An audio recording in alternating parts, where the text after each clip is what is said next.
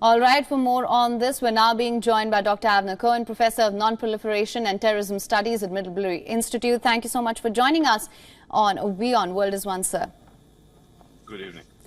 Sir, I want to begin by asking you, now, after Hezbollah released this video, Israel says that it in fact has validated and approved plans for an offensive, and that Hezbollah in fact would be destroyed in the event of an all-out war between the two.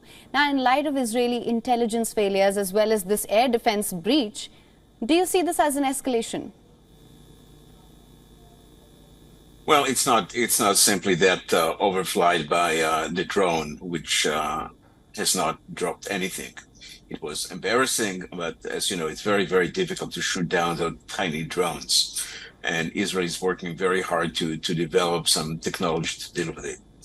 But substantially, it is difficult for Israel to fight in two fronts. Israel is still occupied in Rafah. It may take 2 or 3 weeks to finish, at the least. And I think that as long as Israel has not finished, Israel would not move to another front. One should also remember that the Israeli army is exhausted. The IDF is tired. It needs some rest. If escalation in the north will happen, Israel will have to respond. In this case, it will. But it's not immediate.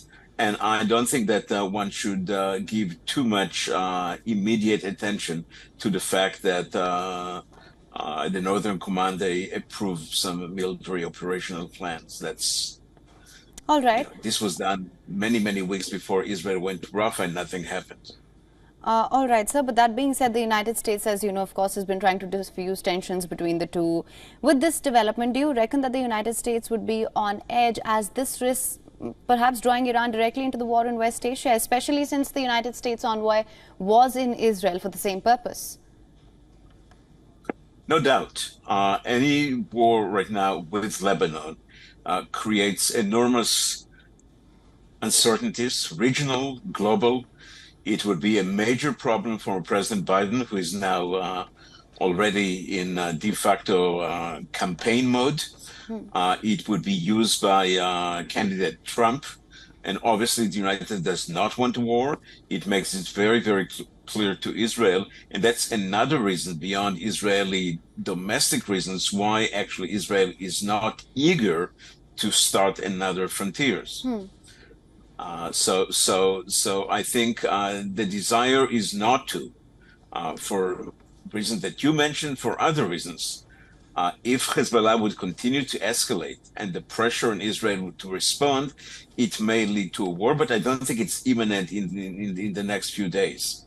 I think it's a matter of at least 2 or 3 or 4 weeks. All right. But sir, let's also talk about the United States support of Israel. United States and Netanyahu, they've been at odds over the United States withholding the supplies of the 2,000-pound bombs. However, Antony Blinken has mentioned that the rest is moving as it normally would. Now, my question is, what is the United States' dilemma here?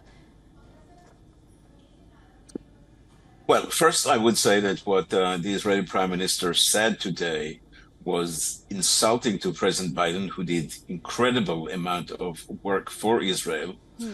It was factually inaccurate, as you pointed out, as Blinken pointed out, and it was politically not wise.